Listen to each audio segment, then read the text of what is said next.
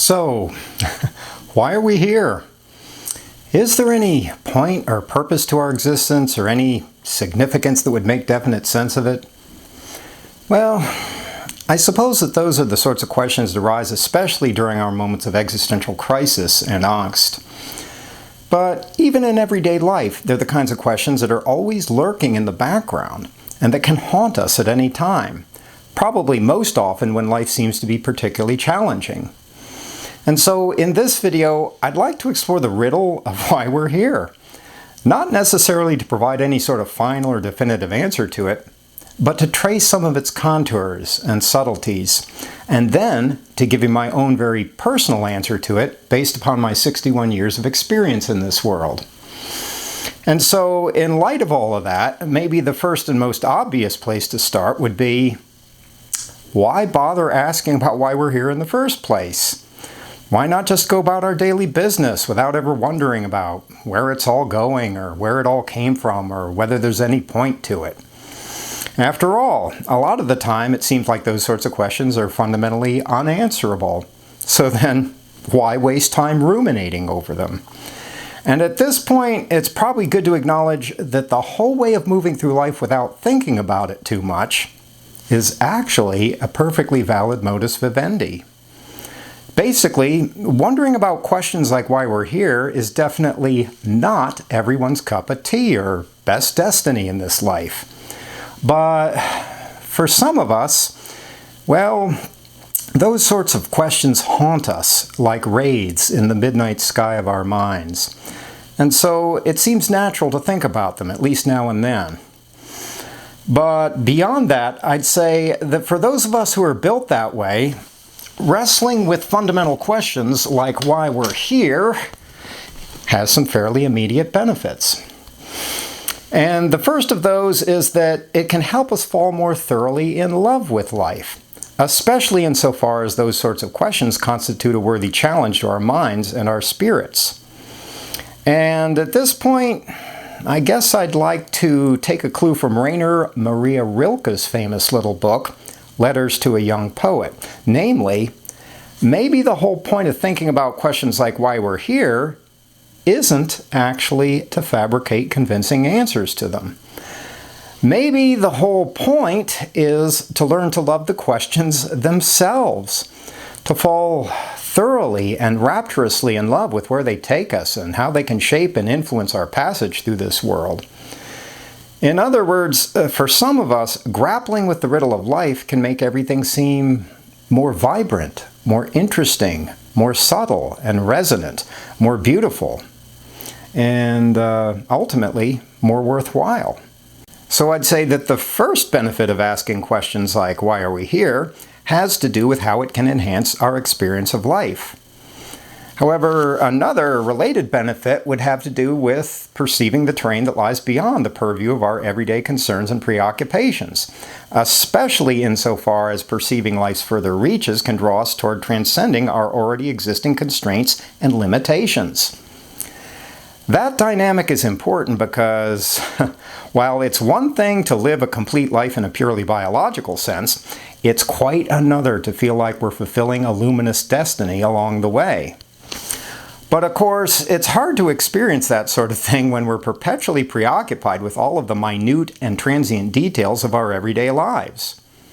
You know, all of the small stuff we have to deal with in order to claw our way to the next weekend. And while there's certainly nothing wrong with doing that, when it becomes the only thing that ever happens in our lives, well, at that point, it's very easy to lose sight of the bigger picture, as well as our deeper possibilities in this universe. In other words, it becomes very easy to end up leading mostly unfulfilled lives of quiet desperation, as Thoreau once described it. So the second possible benefit of asking questions like, why are we here, has to do with how it can move us beyond the purview of our small everyday concerns and into the much wider terrain of our deeper potentials in life. However, it's also important to recognize that despite those sorts of potential benefits, inquiring into the fundamental nature of life exacts a price, as most things in life do in one way or another. And I'd say that that price mostly has to do with experiencing anxiety. But why? Well, one reason is that wrestling with the big questions tends to reveal how little we actually know about life. And the degree of anxiety that attends that is only compounded when we also realize that no one else really knows what's going on. That we're all basically just guessing as we go. And sure, some of our guesses are certainly better than others. Some are more perceptive, more astute, more freaking perspicacious, etc. But at the end of the day, they're all just guesses. And to the childlike parts of our souls, recognizing all of that uncertainty can easily seem like a tremendous shock and tragedy. Oh, my God. What if no one really knows anything? Least of all, the people who claim to know, but who haven't even taken the very first step beyond their own hubris and egoism. It can seem like a very disquieting realization. And because of that, asking questions like, why are we here? The kinds of questions that reveal how indefinite things really are, means being willing to tolerate a certain measure of anxiety. Being willing to endure, and hell, who knows, possibly even enjoy, a degree of unknowing and mystery, which is a relatively rare skill that most of us have to acquire through long years of practice.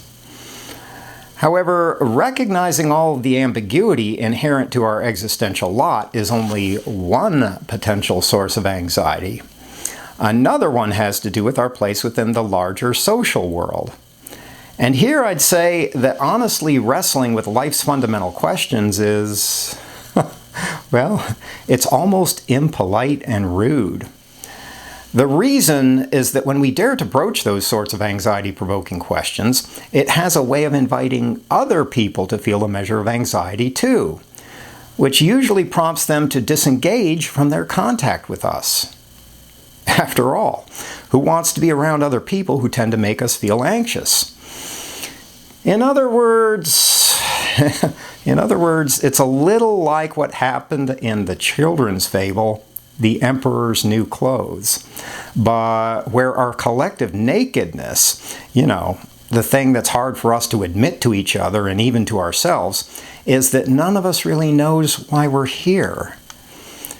In other words, asking fundamental questions and being willing to live through the anxiety that those questions often involve can easily make us feel somewhat disconnected from the people around us, which in turn can increase our anxiety, mostly by making us feel like anomalous weirdos, which, when you think about it, is just basically a form of social gaslighting, of making us feel crazy just for asking fairly honest, straightforward questions that other people are somehow blithely ignoring. And for most of us, that's not an easy thing. It's not so easy to feel like we're strangers in a strange land. And while some of us can tolerate that sensation more easily than others can, the point is that it can very quickly increase our already existing anxiety. So, all things considered, asking about why we're here exacts a price in the form of increased anxiety. First, because those sorts of questions usually involve recognizing how uncertain life really is, but also because they tend to run against the grain of a lot of our prevailing social customs and mores. But at this point, maybe we should take a minute to outline some of the main ways that that whole Emperor's New Clothes dynamic happens. In other words, some of the main strategies we use to avoid life's difficult questions, as well as the anxiety that usually attends them. Well, in the historical past, our main strategy has probably revolved mostly around constructing belief systems that offer us stock ready-made answers to life's unsettling questions. For instance, that's a big part of the appeal of our world's major religions. In addition to providing a sense of community for like-minded individuals, they almost always offer ready-made explanations for why we're here. For instance, let's look at an example.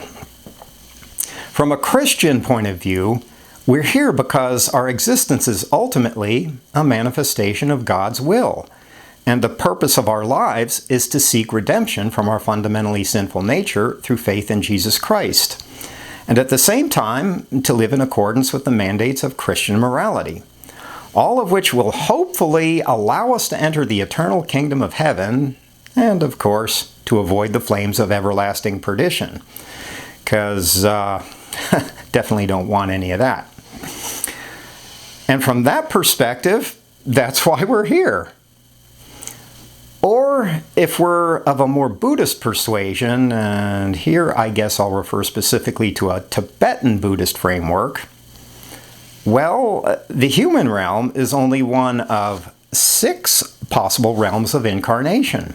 And the reason why we've been born into the human world instead of the animal one, or any of the other 4 realms, has to do with the specific structure of our karma. In light of that, the purpose of our lives is to move toward eventual enlightenment, especially by developing our capacity for mindful awareness of reality, together with compassionately helping other sentient beings move toward their own enlightenment, all of which will eventually result in our becoming enlightened beings ourselves, which in turn will herald our liberation from the cycle of reincarnation and our entry into nirvana. Ooh, hella cool, nirvana. So that's why we're here from that perspective. But the point here doesn't have to do with which one of those sorts of narratives is the correct one. Instead, the point has to do with what they do for us in a more psychological level, and more specifically with how they allay our anxieties about life's uncertainty, especially by providing us with ready-made narratives about why we're here, where we came from, and where we're going, not only in this lifetime, but also in terms of what might come afterwards. And in one way or another, practically all of our world's major religions do that. And in the process, they pretty much all provide us with a sense of solace and solidity in the face of life's disquieting uncertainty, which is a big part of their appeal and power. However, religion is certainly not the only force in our world that serves that purpose. Personally, I'd say that in the 21st century, secular commodity/entertainment culture produces the same basic effect, although in a very different way. Of course, commodity/entertainment culture doesn't provide us with much of a grand cosmological narrative, other than the idea that life is primarily about producing and consuming.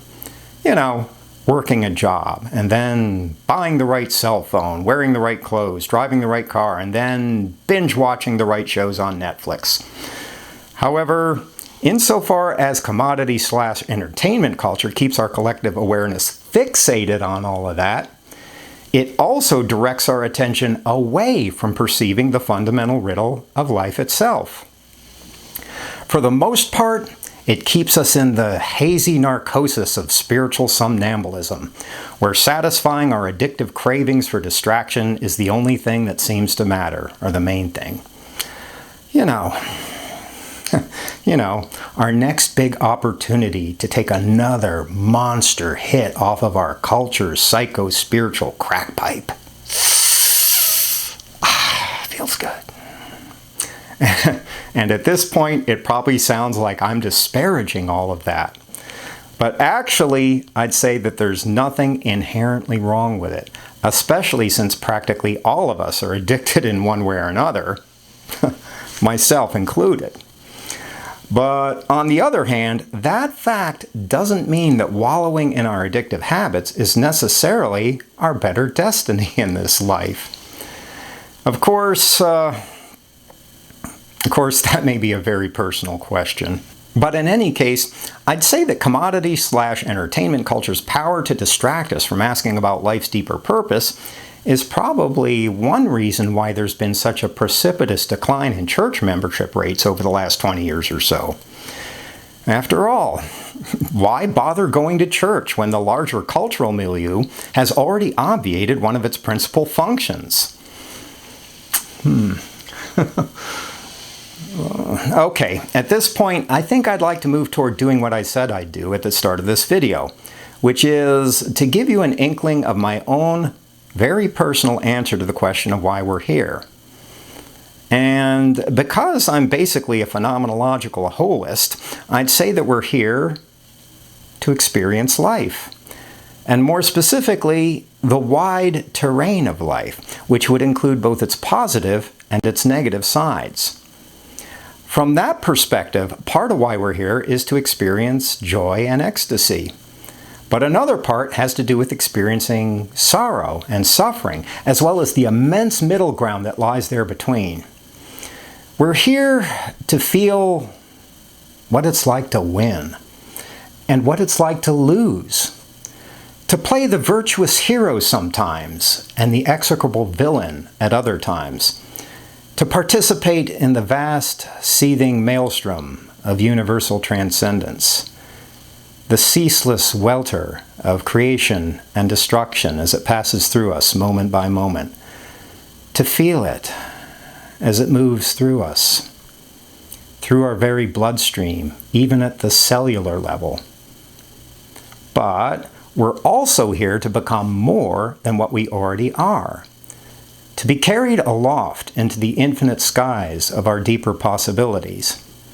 And because we've been born to this world, and born bearing the strange curse and blessing of potential self-awareness, we're here to become increasingly cognizant of our lot in life.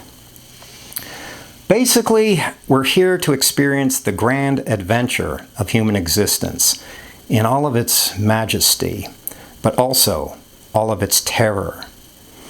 To ride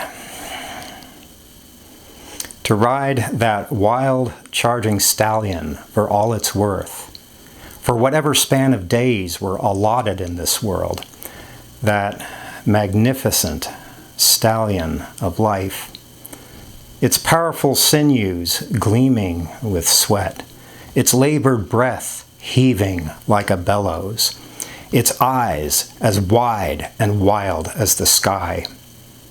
And so, I'd say that we're not here specifically to be happy or satisfied, at least not any more than we're here to be sad or disappointed. We're not here to be treated fairly either, any more than we're here to be treated unfairly.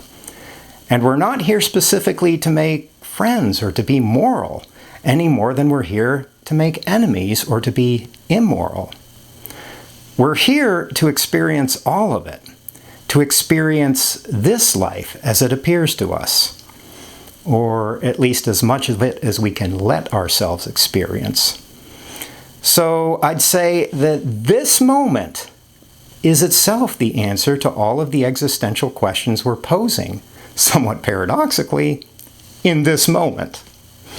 And what that means is not necessarily to stop wondering about why we're here, but on the contrary, to open ourselves ever more fully and ever more faithfully to the question itself. And maybe along the way to realize that we're not so much the ones who are asking about why we're here, but the ones who are being asked by life itself in every moment, every day, and every year we spend in this world. And so I'd say that at the end of the day, we're here to create some sort of response to that question, to become the artists of our answers to life's riddle, and to craft our responses to it in the media that we've been given, in time and space, in our shared journey with our fellow travelers in this world, and in the ever-evolving array of values that lend our lives orientation and direction. And in the midst of all of that, I'd say that we're here to appreciate what we're going through, to learn to love this little detour we're all taking on planet Earth, despite all of the very good reasons we may have for hating it. And ultimately, We're here to take delight in our existential condition and to be grateful for the adventure of it, no matter how many painful reversals life happens to deal us along the way. After all, when you think about it,